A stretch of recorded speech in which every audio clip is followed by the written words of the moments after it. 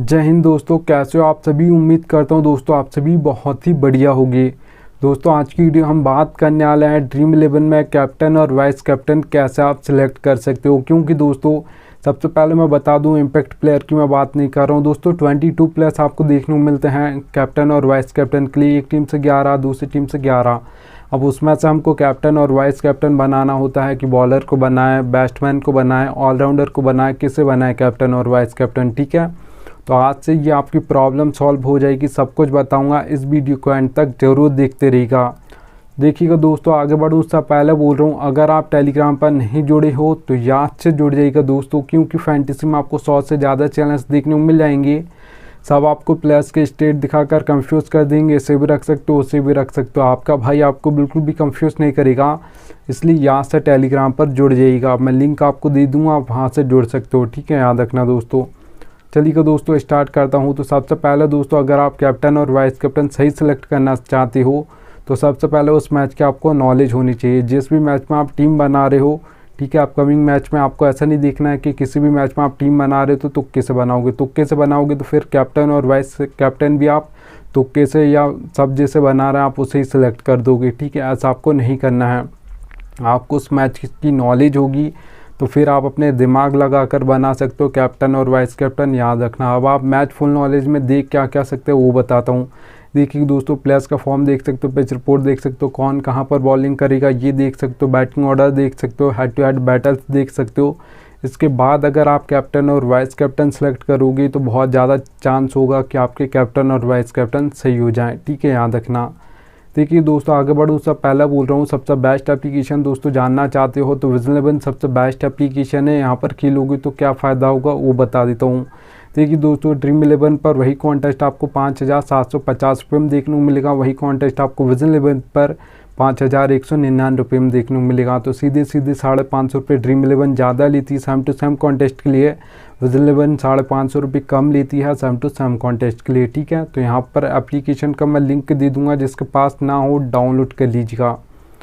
चलिएगा दोस्तों, यहाँ पर सेकंड नंबर टिप आप देख पा रहोगे, बैटिंग ऑर्डर आपको एक एक प्लेयर का पता होना चाहिए। कौन कहाँ पर दोस्तों बैटिंग करने आएगा और कौन कहाँ पर बॉलिंग करने आएगा ये भी आपको पता होना चाहिए। कौन सा बॉलर पावर प्ले में करेगा, कौन सा मिडिल में करेगा, कौन सा डेथ ओवर्स में करेगा, आपको एक एक प्लेयर का पता होना चाहिए।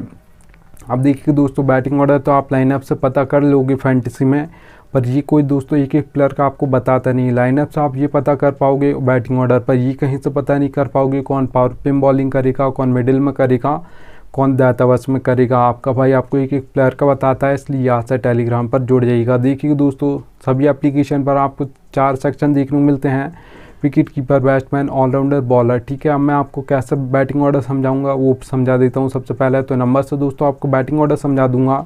जैसा रोहित शर्मा के सामने लिखा है 2 नंबर, विराट कोहली के सामने 3 नंबर, हार्दिक पांड्या के सामने 5 नंबर।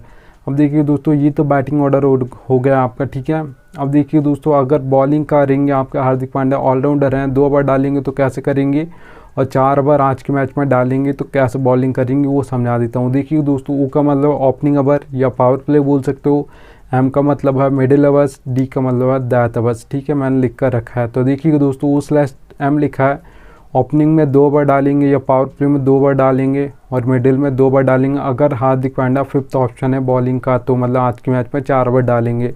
अगर 2 ओवर ही डालेंगे आज के मैच में तो फिर वो ओपनिंग में 1 ओवर डालेंगे, मिडिल में 1 ओवर डालेंगे हार्दिक पांड्या। ठीक है, याद रखिएगा। अब देखिए दोस्तों, एक और एग्जांपल आपको ले लेता हूँ। ठीक है, तो यहाँ पर आप देख पा रहोगे O/D लिखा है भुवनेश्वर कुमार के सामने। तो देखिए दोस्तों, अभी तो इंडिया से नहीं खेलते हैं, जब खेलती थी तब भी ऐसी बॉलिंग करती थी। अभी SRH से खेलते हैं तो वहाँ पर भी सेम टू सेम बॉलिंग करते हैं। ठीक है, तो वहाँ पर आप जी को पता होगा जब इंडिया से खेलती थी कैसे बॉलिंग करते थे भुवनेश्वर कुमार इंडिया के लिए। ओपनिंग में 2 ओवर डालते थे, डेथ में 2 ओवर डालते थे, मिडिल में बॉलिंग नहीं करते थे, और मिडिल में करते थे तो कब करते थे, जब कोई बल्ला सेट हो जाता था और आउट नहीं होता तो यहाँ पर एक्सपीरियंस होने के कारण कैप्टन उन्हें 1 ओवर देता था विकेट लेने के लिए। ठीक है, याद रखना। और SRH से भी मिडिल में कब डालते हैं, जब कोई बल्लेबाज सेट हो जाता है तभी डालते हैं, नहीं तो ओपनिंग में 2 ओवर डालते हैं, डेथ में 2 ओवर डालते हैं। याद रखना। ठीक है, तो एक एक प्लेयर का आपको मैं बताऊँगा कौन कहाँ पर बॉलिंग करेगा, इसलिए याद से जुड़ जाइएगा टेलीग्राम पर, मैं लिंक आपको दे दूँगा। चलिएगा दोस्तों, यहाँ पर हम आगे चलते हैं।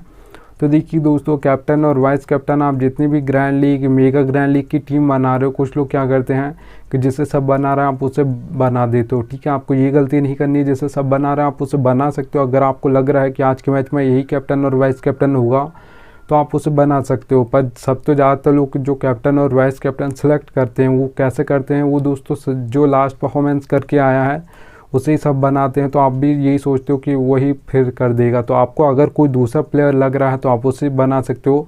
और याद रखना दोस्तों, grand league, mega grand league की आप टीम बना रहे हो तो आपको 7 से 8 प्लेयर को कैप्टन और वाइस कैप्टन ट्राई करना है, याद रखना। ठीक है, उससे ज़्यादा ट्राई नहीं करना, बस 7 से 8 ही प्लेयर होते हैं, उससे ज़्यादा नहीं होते हैं कैप्टन और वाइस कैप्टन बनने के दावेदार एक मैच में। ठीक है, याद रखना। अब देखिए दोस्तों, मैं आपको मेन पॉइंट बता देता हूँ, ये सबसे मेन पॉइंट है, याद रखना। ठीक है, अब देखिए दोस्तों 22 प्लेयर्स आपको देखने को मिलेंगे। मैं इम्पैक्ट प्लेयर की बात नहीं कर रहा हूँ, IPL की। तो यहाँ पर 22 प्लेयर्स में से हमको कैप्टन और वाइस कैप्टन बनाना है, तो बहुत डिफ़िकल्ट होता है। बैट्समैन को बनाए, ऑलराउंडर को बनाए या बॉलर को बनाए, किसे बनाए। ठीक है, तो सबसे पहले दोस्तों आपको 6 ऐसे प्लेयर सिलेक्ट करने हैं जिनका आपको क्या क्या देखना है वो बता देता हूँ। देखिए दोस्तों, फॉर्म देख लीजिएगा, हेड टू हेड बैटल्स देख लीजिएगा, पिच रिपोर्ट देख लीजिएगा, कौन कहाँ पर बॉलिंग करेगा ये देख लीजिएगा। 6 ऐसे प्लेयर आपको निकाल लेने हैं। ठीक है, जिनका ये सब आपने देख लिया।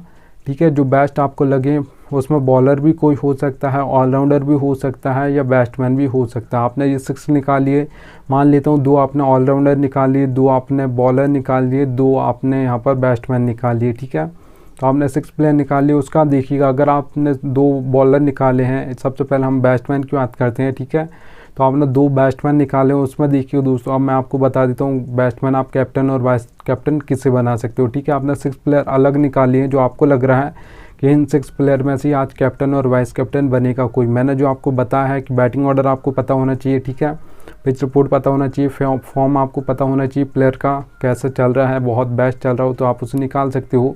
और हेड टू हेड बैटल्स आपको पता होने चाहिए। उसके बाद आप निकाल सकते हो 6 प्लेयर। उसके बाद निकाल लिए आपने, 2-2 निकाल लिए मान लेता हूँ। तो देखिए दोस्तों, बैट्समैन आपने निकाला है किसी को, तो याद रखना 1, 2, 3 इस नंबर का उसका बैटिंग ऑर्डर हो, फॉर्म अच्छा चल रहा हो तो आप उससे कैप्टन और वाइस कैप्टन कर सकते हो। क्योंकि दोस्तों, जब इंडिया से आपने सुना होगा कि रोहित शर्मा, विराट कोहली और आपके शिखर धवन, ये अभी तो नहीं खेलते हैं, शिखर धवन पहले खेलते थे। ठीक है, तो इन्होंने सबसे ज़्यादा रन्स मारे इंडिया के लिए, क्योंकि इन्होंने सबसे ज़्यादा रन्स मारे, मतलब इंडिया के लिए सबसे ज़्यादा रन्स मार दिए, तो आप मान सकते हो इन्होंने सबसे ज़्यादा फैंटेसी पॉइंट भी दिए हैं, याद रखना। ठीक है, तो आपको ऐसे प्लेयर को ही कैप्टन और वाइस कैप्टन करना। अगर किसी बैट्समैन को करना चाहते हो जो 1, 2, 3 इन नंबर पर बैटिंग करता हो, फॉर्म अच्छा चल रहा हो, तो उसे आप कैप्टन और वाइस कैप्टन कर सकते हो, याद रखिएगा। अब देखिए दोस्तों, आपने 2 प्लेयर आप ऑलराउंडर निकाले हैं कोई। ठीक है, तो वहाँ पर अगर हम बात करते हैं ऑलराउंडर, आपको लग रहा है कि आज ऑलराउंडर कैप्टन और वाइस कैप्टन बनेगा आज के मैच में, तो देखिए दोस्तों सिंपल सा है, 5 या 6 नंबर उसका बैटिंग ऑर्डर होना चाहिए। इससे नीचे बैटिंग ऑर्डर नहीं होना चाहिए। ऐसे 4 नंबर हो, 3 नंबर हो तो चल जाएगा, पर उससे नीचे नहीं होना चाहिए। ठीक है, ऐसा नहीं कि 7 नंबर पर आपके रविंद्र जडेजा इंडिया की ओर से बैटिंग करने आते हैं तो ऐसा प्लेयर को आप कैप्टन और वाइस कैप्टन कर रहे हो, ऐसे प्लेयर को नहीं कर सकते हो। ठीक है, क्योंकि फिर ऐसे प्लेयर क्या करेगा कि बैटिंग से अगर वो फैंटेसी पॉइंट आपको देगा, आप मान लेते हैं कि 7 नंबर वाले ने आपको बैटिंग से दे दिए, तो फिर बॉलिंग से नहीं देगा, और बॉलिंग से अगर दे दिए तो फिर बैटिंग से नहीं देगा। ठीक है, तो फिर बहुत कम चांस होगा कि वो कैप्टन और वाइस कैप्टन बन जाए आज के मैच में। देखिए दोस्तों, 5 या 6 नंबर होना चाहिए उसका बैटिंग ऑर्डर लास्ट, उससे नीचे नहीं होना चाहिए, और उस दिन 4 ओवर डालने वाला हो। ऐसा नहीं कि ऑलराउंडर है तो 1 या 2 ओवर डालेगा, और डालेगा भी या नहीं डालेगा हमको ये भी नहीं पता। तो ऐसे ऑलराउंडर को आपको कैप्टन और वाइस कैप्टन नहीं करना। अगर करना चाहते हो तो 5 या 6 नंबर उसका ऑलराउंडर का बैटिंग ऑर्डर हो, उससे नीचे ना हो, और 4 ओवर उस दिन डालने वाला हो, उससे आप कैप्टन और वाइस कैप्टन कर सकते हो अगर किसी ऑलराउंडर को करना चाहते हो।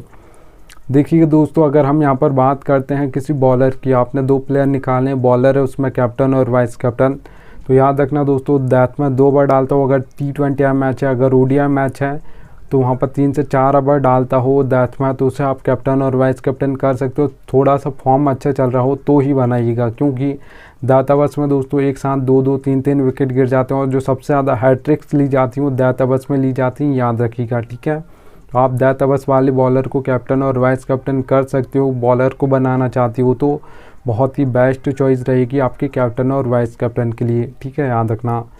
चलिएगा दोस्तों, अब यहाँ पर 5th नंबर पॉइंट बता देता हूँ। देखिए दोस्तों, ये फैंटेसी की रियलिटी है, पर फैंटेसी में ये कोई बताता नहीं है, इतना याद रखना।